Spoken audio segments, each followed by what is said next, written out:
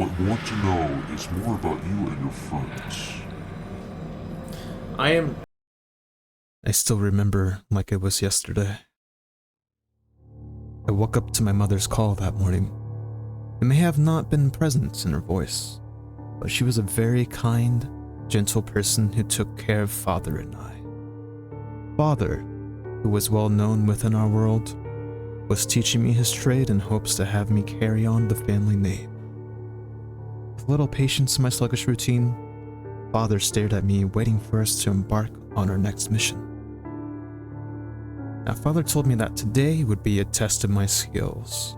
As each mission done so far was through his guidance and shadowing, this was my chance to prove myself worthy of independent missions. Failure was not an option.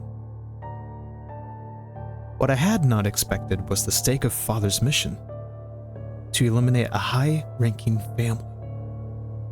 I was surprised with the amount of trust presented to us, but given Father's unchanged expression, this coup was not a new challenge to him, as expected of a high-tier assassin. But that would soon change. We found our position by the evening to prepare for the job. We had observed the habits of the family for several hours, and, from watching them, I noticed something I hadn't from my previous encounters. Our target was innocent. They presented a loving, caring presence towards those they interacted with. They wanted the most peaceful life for the people who depended on them, just like Mother. I couldn't complete this job. When I started to walk away, Father caught my attention with his intimidating glare and asked what I was doing. I explained my intention of leaving, and, in an attempt to uphold the Fueki name, he tried to subdue me. I don't know how much luck was given to me that day, but I was somehow able to run and escape from his grasp.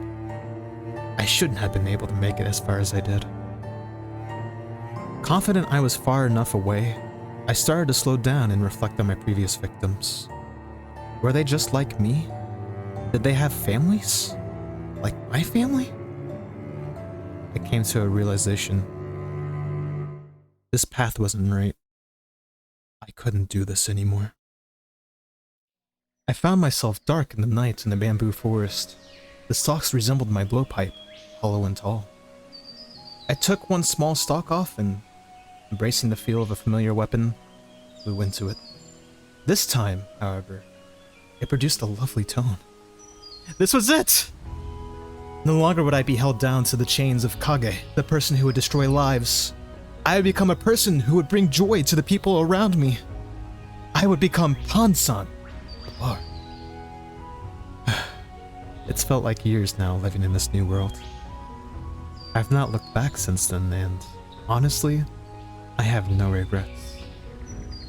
I'm still looking forward to what the future holds.